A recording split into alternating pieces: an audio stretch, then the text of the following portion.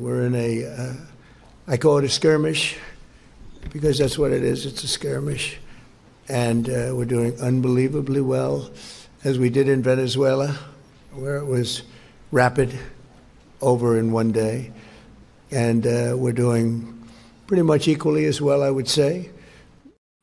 That was President Donald Trump just a little over an hour or so ago from the Oval Office. I don't know what he was talking about. Maybe they had a flag football game out on the lawn. I don't know, but it seemed like he's thinking he's talking about a war. It's just a little skirmish, though. So we'll figure out what he is talking about there. Nobody better to do that today. Then back with us again today, Scott Ritter, who is a veteran Marine Corps intelligence officer, former United Nations weapons inspector, and now one of the most sought-after military analysts in the business. Scott, welcome to the show. But holy cow, what do you think about that characterization of what's going on in the Persian Gulf? Well, first of all, thank you very much for having me. Look, I've said all along that when this war didn't go the way we wanted it, this president would need an off-ramp, and that off-ramp wouldn't be reality-based. It would be fantasy-based, an off-ramp that feeds his narcissistic, driven world that he lives in.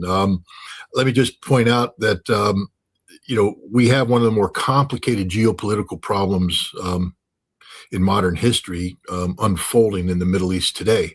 And so most people, when they do analysis on how to resolve this and what to define the problem, think in terms of traditional geopolitical terms. I cut my teeth on doing strategic analysis, connecting the dots. And the dots I connected over history provided accurate assessments to presidents of the United States, to commanders in chief of military operations, to secretary generals, to ambassadors, to prime ministers of other countries. I have a pretty good track record of doing this. All of that goes out the window here because you can't assess this, as the president's statement showed. We're no longer talking about traditional connect the dots using geopolitical reality. This president, and I know people will get upset when I say this, but he is mentally ill. He literally can be diagnosed with narcissistic personality disorder when it manifests itself in a psychotic manner that creates antisocial behavior. In the state of New York, you can be involuntarily put under state custody. They could deem you to be insane and a threat to society. And this president is such this. I mean, his tweets alone show this. The social media postings where he just puts out insane things and contradicts himself, 5 times in the space of an hour. This is not a well man, but this is the reality of it. So when we speak about how this conflict comes to an end, it has to come to an end in a way that this president can justify walking away in his mind, because that's the only playground that matters. And so this is what we're seeing. We're seeing him redefine what was one of the most significant aerial campaigns in modern history, the massive 39-day bombardment of Iran by two of the most powerful air forces in the world, the United States Air Force and the Israeli Air Force. And now he calls it a mere skirmish. Again, no rational, sane actor would do this, but he has to do it because he can't acknowledge the scope and scale of the failures. It's also going to require him to erase much of what he has previously posted and said about Iran and the problem in Iran and the solutions of it, because the terms that he is going to be compelled to accept are terms that directly contradict the conditions that he and his administration have previously set forth. This is going to be an extraordinarily frustrating time for people who are reality-based. But the good news is I think this war is coming to an end. I think that, many Americans won't admit it, but Iran won the war. Iran is walking away intact, getting almost everything they wanted from this conflict. Remember, Iran didn't start this conflict, so it's not like Iran went into this saying, these are our goals and objectives and initiating this war. Iran was seeking to avoid a war. In fact, much of the nuclear deal that is going to be brokered right now to resolve this conflict parallels the nuclear deal that Iran had negotiated prior to this conflict. I mean, that's the irony of this is that the deal that Iran was agreeing to in terms of how to resolve the nuclear standoff was agreed to on February 26th, 2 days before the war began. And today, now, after a national humiliation that has cost us, right now they're talking about $25 billion. Sir, I'm here to tell you, when they add up the totality of the costs, we're talking about a $200 billion war, because we never tell the truth about costs and such. But we lost this war. It's a humiliation to our country. And what are we getting? We're getting a deal that we already had. Marco Rubio, the Secretary of State, again, a man who I just don't know how he squares rational existence. Today he basically, I think in a press conference, he said, what we seek through negotiations is to get back to where we were before the war started. Well, then why would you start the war? I mean, and yet he continues to maintain that we won this war. Pete Hegseth, I don't know how much longer he's going to survive as Secretary of War, let alone Secretary of Defense. Just yesterday, he got up there and said, there is a red, white, and blue dome over the Strait of Hormuz, and America rules. I hope that people understand we didn't do any of the things that Pete Hegseth said we did. We were humiliated yesterday. We didn't free up shipping and all this stuff. We didn't sink 6 Iranian vessels. We panicked, and we sank civilian boats. I think Marco Rubio had to acknowledge that we killed 10 or 20 innocent civilian fishermen out there because we panicked. We panicked when the Iranians said, we're going to open fire on you. When the Iranians painted American ships with a radar, we panicked and we saw demons where they didn't exist, and we started shooting. One of our missiles struck the United Arab Emirates, which is, by the way, having their own intramural air defense fight, shooting down imaginary Iranian drones and missiles. And at the end of the day, they had to look back and say, wow, we're not ready for this. Iran is ready for it. We have no choice but to accept this deal. And so that's where we're at right now. And again, Donald Trump is going to be spinning this any way he can to make it look like the decisive leaders. And you know what? I wish him the best of luck in doing this. I mean, if Donald Trump needs to sign me up to be a cheerleader to say what a great leader he is, I'll do it if this war comes to an end, because we don't need this war to go on. The American people are about to feel the direct consequences of this, because even though this war is ending and the Strait of Hormuz may be liberated, we're going to have 6 to 8 weeks of economic hell as the global economy tries to catch up to the deficit of energy that has been, injected into the system. 22% of the world's energy comes from the Middle East. How much oil did Kuwait ship last month? One of the major oil producers of the world? 0. And that's pretty much it. And so nothing's been entering the pipeline. The last tanker from February arrived in California a couple days ago. There's nothing coming behind it. And so we're going to have higher gas prices, higher energy costs, economic problems. Airlines, I don't know what they're going to do, because, Donald Trump's words does not automatically generate aviation fuel. Lufthansa canceled 20,000 flights last week. 20,000 flights. They may go out of business. American airlines are starting to, run into the consequences of this war with higher fuel prices. We're getting into the summer travel season. Who's going to be able to afford air travel this summer when they put on that fuel surcharge? I just bought an airline ticket, and they hit me with a fuel surcharge that was literally 1/3 the price of the ticket. Wow. Yeah. So, we're in trouble. So I will help Donald Trump, my president, my commander in chief, tell as many lies as he wants to make him feel good about ending this war, because this war needs to end. But understand, it's ending on terms dictated not by the United States, but by Iran. Well, see, and that's where there's going to be a bit of a problem as to how to square that.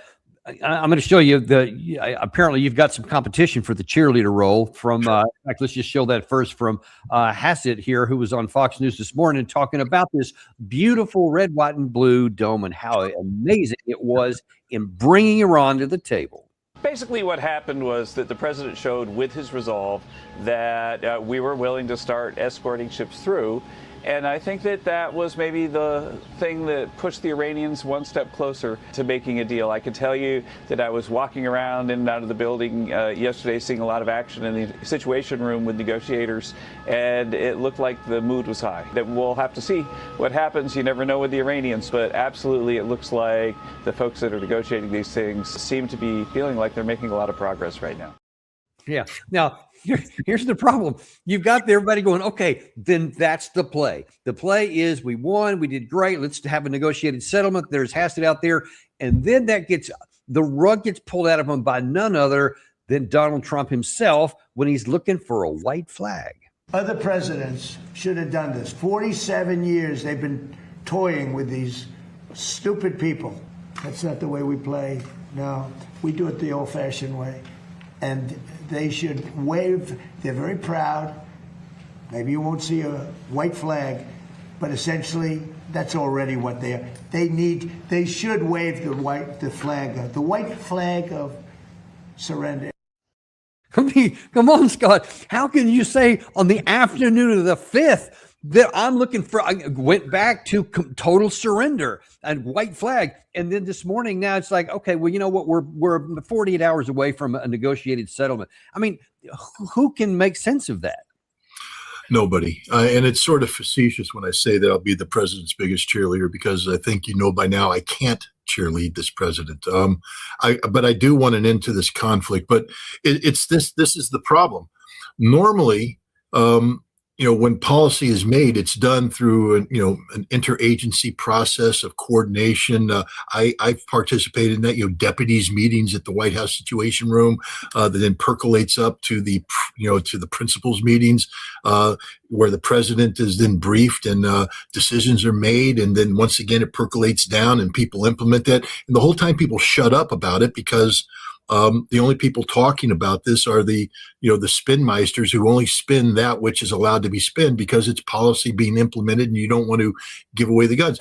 But this is a president. We don't have any of that taking place. There is no interagency process taking place today.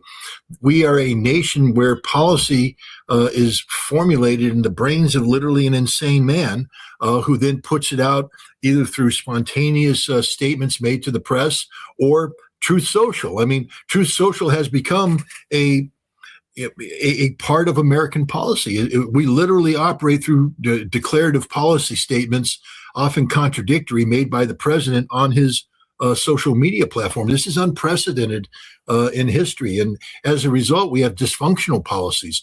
And we have dysfunction throughout the totality of everything we do. Let me give you an example, Colonel. You're familiar with the fact that we were talking about deploying Dark Eagle to the region. Yeah, the hypersonic weapon. Well, and this is a game changer. I mean, you see how the media runs with it. This is a game changer. Dark Eagle changes everything because those Iranians had pulled their missiles back beyond the 300 range of our precision strike missile. And so we needed this weapon to come in and put them at risk. The Dark Eagle, 1,750 miles of hypersonic range to strike precision and destroy. And I'm like, you could be a good cheerleader, by the way, if you decided to do it. Let me just say. I guess I could become a Pete, but the point is, I'd have to deal with reality. Right. I'd say, well, first of all, it's never been fully operationally tested. People need to understand it. Yes, it's done a number of operational tests, but you know that the Pentagon still doesn't know how lethal the warhead is. Yeah, well, there it is. It may not work 100%. We don't know how lethal it is. This is supposed to be a hard target killer. I mean, it's supposed to penetrate in, and we don't know because we've never tested it. They're afraid to test it. But the other thing is, let's say it was a hard target killer. How many of these do we have? I mean, because we just finished a war where we fired hundreds of Tomahawk missiles, hundreds of joint standoff munition. We got 8 of them. They cost, now the Pentagon will say they cost $15 million each. That's a lie. They cost $41 million each. $15 million is the projected cost once you bring things up to production. But these 8 missiles cost $41 million each. They don't work. We don't know if they work. And even if they did work, we fire 8 of them and we're done. We can produce 1 missile a month. So the Iranians will be sitting there going, well, you fired 8 at us. I guess we'll wait another month for the other one to show up. So, yeah, are any targets worth this much? The answer is no. So, but this literally is the embodiment of the entire American campaign against Iran. Overhyped capability. Your audience needs to understand this. We didn't destroy anything of value in Iran for 39 days of a bombardment. Okay, we blew up empty buildings. The stuff that was in these buildings was evacuated, and we did not penetrate. We dropped a lot of GBU 57s, the big penetrators. 4 of them didn't blow up, and the Iranians own them right now. They've got them. They're reverse engineering them. Other munitions, they have a whole bunch of our munitions. There's an extremely high dud rate with our precision-guided munitions. During the Gulf War, it's still a classified number. I was surprised to find that out because I was going to write an article about it, and then I did the research. I'm like, well, I guess I can't write this article because the dud rate of Tomahawk missiles during the Gulf War is a classified number. Now, you can guess why that is. Is it because it's a very low number or a very high number? You get to make that decision, not me. But in 2017, using the Block 4 variant, we fired like 63 of these against Syria. 23 of them didn't work. Now, I'm not a Marine. I'm not very good at math, but that's like more than 1/3 that didn't work. And that's in 2017. You'd imagine things got improved. Are you beginning to see the picture here? Our stuff doesn't work. It doesn't work the way we claim it works. And so we're firing missiles that don't work against targets that don't exist. In 1991, I was part of the targeting infrastructure that oversaw the strategic air campaign against Iraq, in particular against the Scud missile production capabilities, et cetera. And I have to tell you, I was impressed. I saw the reports. I did the imagery analysis. I was like, we destroyed everything, man. We blew up their factories. We blew up everything. Then I went to Iraq as a weapons inspector. Unique. I was the only person to do that, go from targeting to inspecting, on-ground inspection. And I realized we blew up a bunch of buildings, but there was nothing in the buildings. Nothing. It had all been evacuated. And I'm like, well, then we didn't destroy anything, did we? It was the inspectors that now had to hunt down the stuff that should have been in the building and get rid of it. But in the General Al-Ubaidi, who was the deputy of the defense industry, he became the oil minister. He commissioned an Iraqi battle damage assessment report because you remember we had I forget what his name was, but the guy from Johns Hopkins who wrote the Air Power Survey and how we won the war with air power. And air power is so good and almighty and powerful and wonderful. And so the Iraqis did their own survey. In 1996, the survey was ready, and I didn't get a copy of it, but I got to see it. He invited me to his office, and we went through it because he wanted to make a point. He said, you didn't destroy anything. Here it is, bomb by bomb by bomb. Every strike, they recorded it, and they showed what the impact was. We didn't destroy anything against Iraq in the Gulf War. And now, I'm just telling you right now, we didn't destroy anything in Iran. You think the Iranians are scared right now? They're rebuilding everything that we blew up. People don't understand that. This is a nation that's in reconstruction mode. They're putting in new bridges. And if we blow it, it's the same thing the Iraqis told me. I remember him saying, you guys are very good at blowing things up. And he said, but we're very good at pouring concrete. The difference is when you blew things up, nothing was in that building. But when we finish pouring the concrete and we put things back in the building, we're back up to full capacity. And this is what Iran is. We haven't impacted Iran at all. And this is the reality. This is the reality. And now we are talking about restarting a campaign that didn't work the first time. Einstein said the definition of insanity is seeking to do the same thing over and over again, expecting different results. We are literally an insane nation if we think we're going to resume a campaign against a nation that hasn't been defeated using an arsenal that's been depleted. We don't have long-range standoff strike capability. We got apparently General Jack Keane didn't get that memo. Here's what he seems to think. The objective here, after closing down the straits and we go to a ceasefire, the objective then was to drag that ceasefire out as much as possible. And how do they do that? By promising that they're going to make some concessions. And now our negotiators hear those words and go back to the president and say, look, this thing looks like it may happen. and you heard him say publicly, look, and these guys really want a deal. I think that has always been part of their negotiating strategy. With the Obama administration over the nuclear deal, 18 months they dragged this thing out. They're really good at this. They lie to our faces about what they're willing to make concessions of, and then all of a sudden we're sitting down. We fly all the way out there, 18 hours of sitting across from the guy. Okay, we want to hear the consent. Oh, no, we have to check with somebody else, and somebody else says, no, no deal. So the president is on to this, and he knows full well. I mean, I called him, he's our stopback measure, because he is not going to accept a bad deal. Yeah, is he though? Is he going to accept a bad deal? Is he going to have a choice to accept a bad deal? But I mean, let's just back up to the premise there that we had this negotiation, this waste of time, this 18 months to get the JCPOA, which is how actual diplomacy works. And you know that better than anybody. No. But then this claim that 18 hours, we went in there and we were asking them to give us the concession, and they didn't give it.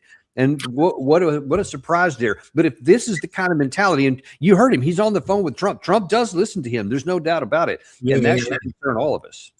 But, first of all, he's a liar. Either he's ignorant and then he's overselling himself, which I think because he's a man who now makes a living on TV and, corporate media, that's what he does for a living, oversell things. But he's just straight up lying. None of what he said is true. What we know is that the Iranians showed up in Islamabad with a very large negotiating team, very senior negotiating team that had all of the information with them. They never once made a phone call back home, never once. All decisions had been made, and all the data to back up the decisions were there. They had technicians, everything. Any question the United States had, the Iranians were there. They brought in their 10-point plan, and they were ready to address each and one of these issues. We had, said I forget what it was, a 14 or 18-point plan that we had on our own. But when Vance and Witkoff and Kushner showed up, they didn't have a plan. They didn't come down and say, here's our plan. They came down and said, what do you got? So they were in receive mode from the start. They said, what do you got? And the Iranians are laying it out there. It's not the Iranians that called home for instructions. It was Vance and Witkoff and Kushner who called home to Trump. They had to pause, stop, because this is new. We're not ready for this. Call back home. And they were receiving phone calls from Netanyahu as well. So Keane is a liar, straight up liar. It's the United States that has not negotiated in good faith because, again, we're not dealing with reality. Again, people would say, well, that's pretty stupid. No. We're not playing connect the dots of traditional geopolitics here. This was a negotiation designed to provide the President of the United States a politically viable off-ramp, not to resolve the underlying fundamental realities of this war. And so it was important to create the perception of Iranian noncompliance. And this is, first of all, this is the beauty of shows like yours and other people's shows, independent media shows, because we're having a conversation here that does not take place on mainstream media. Mainstream media exists to promulgate the lies of the administration. Yeah. So the fiction that's created by the Trump White House to sell a politically acceptable scenario to the American people. This is why Keane is on Fox News saying what he says. He's not there to tell the truth. He's there to spin lies to create a politically acceptable, landing pad for this president who's jumping off of a building because that's the only way he's going to get out of this. But that's what's going on. It's just a straight up lie. The truth is the Iranians have always been, and the Iranians were better prepared in the JCPOA than we were. They've always been better prepared. The Iranians were more honest to their executive was more honest to their legislative branch. I just want to remind people that Iran is not a dictatorship of the Ayatollahs. It doesn't operate that way. It's a constitutional republic that has a well-defined executive, a well-defined parliamentary legislative branch, and the parliament has tremendous powers like our Congress should have, but we don't operate. Should have, yeah. President Obama was more. Well, first, he received a lot of congressional pushback, but so did the Iranian president. The Iranian parliament was not thrilled with the JCPOA. They felt that it was a capitulation, but there was coordination. Well, one of the more interesting times is when Zarif, who was the foreign minister, got before there, and the parliament was threatening to come in and rip him apart. saying that you have betrayed the nation by negotiating this. And then he had to sit down and explain it. But in the end, the parliament voted in favor of this. We never had that kind of honesty. The reason why Trump was able to pull out of the JCPOA is because Obama didn't have the support of Congress, the Senate. He couldn't turn an executive order into a treaty. And so what we had was an executive order, not a treaty, not a binding agreement, which allowed Donald Trump to rescind the executive order and withdraw from it at will. We have the dysfunctional system. We, the United States, have the dysfunctional system. The Iranian system, it's not perfect, but it works. Yeah, and I want to get into in the remainder of the time we get here. Let's look at this, even if it's a pretend deal, at some of the possible, even with this, the roadblocks to it. First of all, in terms of all the things that Trump said, you talked about how he's making up stories or whatever, is a little disconnected from reality. But there is one reality that I think he may be very much keenly aware of, and I'm sure this is not a surprise to you. But it looks like somebody was making a lot of money this morning when his True Social points went out here. You see, they made this comment at 7 a.m., 7:41, I think exactly. Somebody put in $125 million short right about that time. And then it seems like that they made a lot of money, and several other things are connected. And this is like the fifth or sixth time that's happened. I mean, this is probably a rhetorical question, but will there ever be anybody ever held to account for all of these incredible insider trading deals? The interesting is when somebody brought this up to the president, he said, "What can I do?" The implication when he says, "It's a casino out there. Gambles are made." No, this is straight up criminal activity. Martha Stewart went to jail for the weakest insider trading case ever brought before an American court, but they said the law is the law. This is an outright violation of the law. This is, there's a special forces sergeant that's going to jail because he's too low ranking. Yeah, he put a bet in on Maduro's future because he had insider knowledge. These trades that are being done by people who have knowledge of Donald Trump's social media posting. This is the danger of policy by social media posting, because now when you put this much emphasis on a social media post, the timing of this post becomes imperative. So when people find out that the president's about to contradict himself, because he sets it up with a post that always happens on a Friday, and then the market goes into crazy manipulations, and everybody's predicting Monday the world's going to come to an end. And then at the appropriate time on Sunday night or Monday morning, he puts out a post that contradicts it. But somebody has made the bet. And I think this most last one, you showed 120. I think it's $970 million was actually put in on shorts. And there's just people rolling in money. Now, what should happen is these assets should be frozen and the people investigated. We know who placed the bets. They should be investigated, and all communications, they should be brought in. All communications, connectivity should be found out. But that's not going to happen because, first of all, Congress has made a killing off of insider trading forever. So you're never going to get, a Democrat in Congress going, well, let's investigate this, because once you open up that door, then people are going to find out how they turned, $120,000 salary into, $35 million in income in 3 years. They do it by insider trading. That's just the way it's the most corrupt place in the world. And now we have a president who's literally sold the national security policy of the United States. And that's what many people believe this war was all about to begin with, is the recapitalization of Trump's inner circle of supporters who may have lost some money because of bad business decisions, et cetera. And this means that we have Americans dying so that Donald Trump's millionaire buddies can make money. Yeah. Yeah. Well, one day this because there won't be a Republican in the White House forever, and I think one day that there'll be justice brought in, or at least I can console myself that. All right, but let's look real quick in the last bit of time we have here.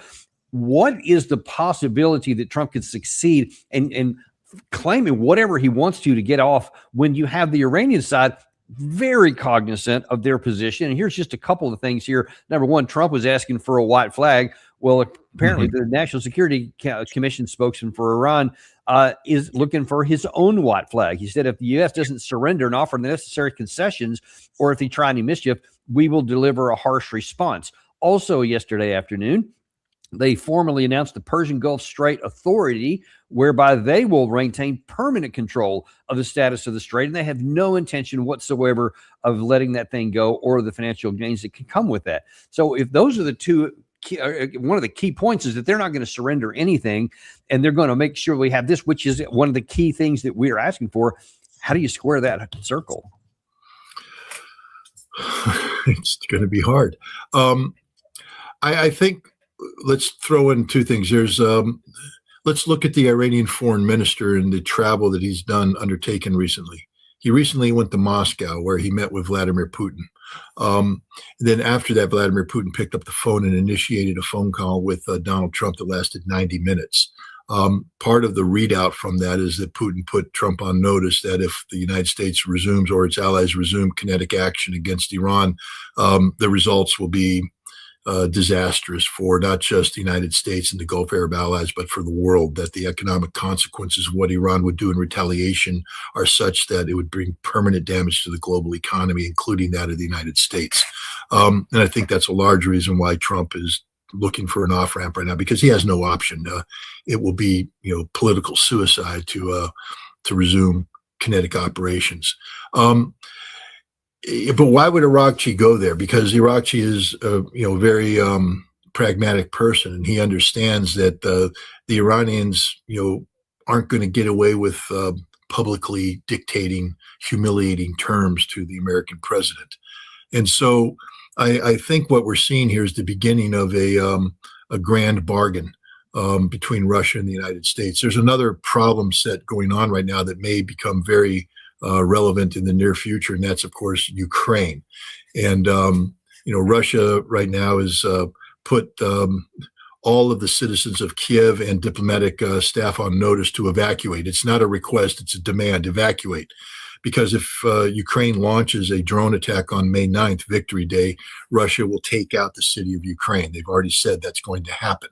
Russia is also preparing to launch strikes against the Baltic states, who are providing a drone corridor for Ukraine to strike targets. In a month's time, there's the St. Petersburg International Economic Forum taking place in St. Petersburg. It's the largest forum of this type in the world. It's bigger than the World Economic Forum in Davos, Switzerland.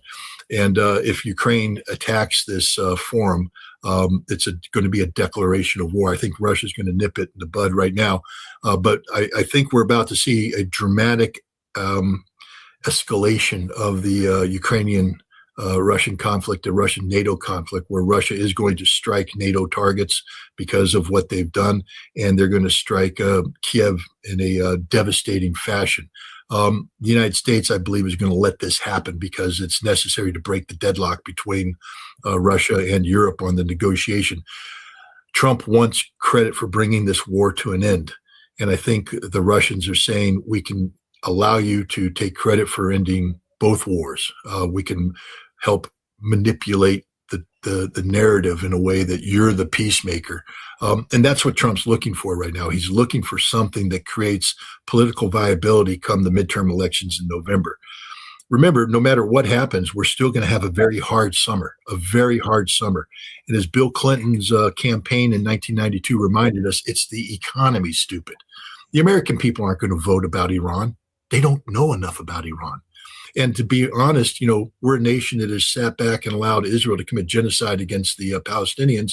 Are we going to shed tears over 106? You think 165 dead Iranian school children is going to move the political needle here in the United States? And the answer is no. None of that is. What's going to move the political needle is the price of gas at the pump and the price of food at the store and all that. And Trump's going to be right. Like I said, there's going to be 6 to 8 weeks of very difficult economic times ahead of us that is going to hurt him, because it's going to move into the silly season of the summer, which is a prelude to the decisive moments of the, leading up to the November midterm. So Trump's going to need all the help he can get. I think China is also that. Irakchi went to China, and he's meeting with Xi Jinping, who's going to have a summit supposedly with Donald Trump in a little bit of time too. And I think you're going to see the Chinese and the Russians pulling their diplomatic magic right here to help Donald Trump get this off ramp. And one key aspect of that is to emphasize that which needs to be emphasized and de-emphasize that which doesn't need to be emphasized. Let Donald Trump spin the data he wants to in a way that helps him domestically, while understanding that Iran is going to get virtually everything they want. But remember, the Iranians a little while ago said that they will never allow their 60% enriched uranium to leave Iranian shores. But part of this deal has that uranium going to Russia. So the Iranians are making some concessions that will allow Donald Trump to say, I have done this, I have done that, I have done this, but they're not going to give up the Strait of Hormuz. But what I think you're going to see there is that this Iranian authority is going to become an Iranian Omani authority. And that'll help, put lipstick on a pig. Yeah, we'll see how that's going to work out here too. One thing that mitigates against this idea that Jack Keane and Keith Kellogg, some of these other Lindsey Graham, who still want to go back to the kinetic idea. This was in this morning's Washington Post. You may recall last week CNN and a couple of others had said that we had been hit worse than they thought. Well, the Washington Post says it's actually worse than that. Said Iranian airstrikes have damaged or destroyed at least 228 structures or pieces of equipment at U.S. military sites across the Middle East since the war began, hitting hangars, barracks, fuel depots, aircraft, and key radar communication systems and air defense equipment. According to the Washington Post analysis of satellite imagery, the amount of destruction is far larger than what has publicly been acknowledged by the U.S. government or previously reported. So the more we look into this, the worse we're figuring out we were hit. And so if anybody is thinking, yeah, let's restart this and, quote, get the last 25% of targets we didn't hit last time, what do they think is going to happen on our side if we restart? This is going to be a disaster. Do you remember, I think it was just yesterday, how Pete Hegseth said that we had this tremendous victory over the Iranian Navy. I thought we sunk all their ships, but apparently we didn't. There's some fast boats out there, and we engaged and destroyed 6 of them. You remember that? It was decisive. Yeah. And not only that, but we escorted ships through the Strait of Hormuz. All a lie. What happened now, we know this because Rubio's admitted it. We started sailing toward the Strait of Hormuz. The Iranian Navy targeted us, fired warning missiles, and painted us with target acquisition radar. And we went into an emergency mode where we panicked and we sunk nearby civilian shipping because we were afraid that they're Iranian fast attack boats. And then we fired missiles that went off base and struck a United Arab Emirates oil facility. Then the UAE thought they were under a missile attack from Iran, so they started firing their own missiles and everything. That's what's going to happen. Our military is woefully unprepared for this. Do you understand what happened there? That's called panic, Colonel. Panic. And you know damn well that if you were a commander of a brigade and you had one of your battalion commanders panic, you'd relieve him on the spot because that's unprofessional. We are so scared. Our military knows what happened. Our military knows we got our asses handed to us. They know that we're not blowing up what we should have blown up. They know how lethal the Iranians are. They understand that the vast majority of our airstrikes were done using standoff weapons that we no longer possess. And at the moment we entered Iranian airspace, we became the victims. They shot down an F-15E. They shot down an A-10. They damaged other aircraft, and they interrupted a special forces operation by destroying aircraft. We don't control the Iranian airspace. Iran controls the Iranian airspace. This is the reality. We don't control the Strait of Hormuz. Iran controls the Strait of Hormuz. And we panicked when the Iranians said, we're going to sink your ship. We panicked and we killed, I think the number is now 20 innocent civilian fishermen who were just simply doing their job, in the Gulf. And we panicked and took them out because we thought they were Iranian fast attack boats. Yeah, I hadn't seen that report, actually. I know you're just about out of time here, but one last thing that's really important here, and that's the wild card. Everything that can be worked out with between the U.S. and Iran, between the U.S. and Russia and China and Iran, and we can all figure this out, except there's this issue of Israel. And this is just a little bit of time ago. Israel targets leader of Hezbollah's Radwan force, Netanyahu says. So instead of that, knowing how critical that the Iranians place a complete ceasefire on all of their regional allies, to include Hezbollah, primarily Hezbollah, Israel could try and sink the thing by either going back against Hezbollah, or who knows, may even can trigger something back against Iran itself, because there seems to be those in Israel who don't care about all these consequential evidence or actions you talked about and the compounding ones economically. They just are myopically focused. Some are on the destruction of Iran, or trying to. To what degree are you concerned that that could upset all this other careful negotiations? I think the solution is there, but people aren't recognizing it as the solution. You know, the United States has bragged about how they created a successful peace negotiation between Lebanon and Israel, and they have a ceasefire. But what that ceasefire is preventing Israel from carrying out collective punishment of the Lebanese population for their inability to effectively deal with Hezbollah. And so you have this ceasefire that means that Israel can't go in and just level Beirut to punish the fact that Hezbollah won't surrender. But notice there's active fighting taking place on a daily basis, and nobody's talking about a collapse of the Israeli-Lebanese ceasefire, because this is now redefined as an Israel-Hezbollah fight purely. And this is a fight that Israel's losing this fight. People need to understand that. The Israelis are taking massive casualties on a daily basis by Hezbollah. They're not, running in and seizing Lebanese territory. They're trying to advance into villages that they can't capture because the Radwan forces and others are out there hooking and jabbing, making very effective use of FPV drones, by the way. Again, pointing to the one behind your back, this is a whole revolution in military warfare. The Israelis can't handle it. They've lost over 2 battalions of tanks so far. They've lost the equivalent of APCs, and the number of troops that they're losing is crippling. And these are elite troops. The Israelis right now are demoralized. They're afraid to advance, even these elite troops, because they're going to die. This is the reality. And Iran, I think, is more than happy to let this scenario play out.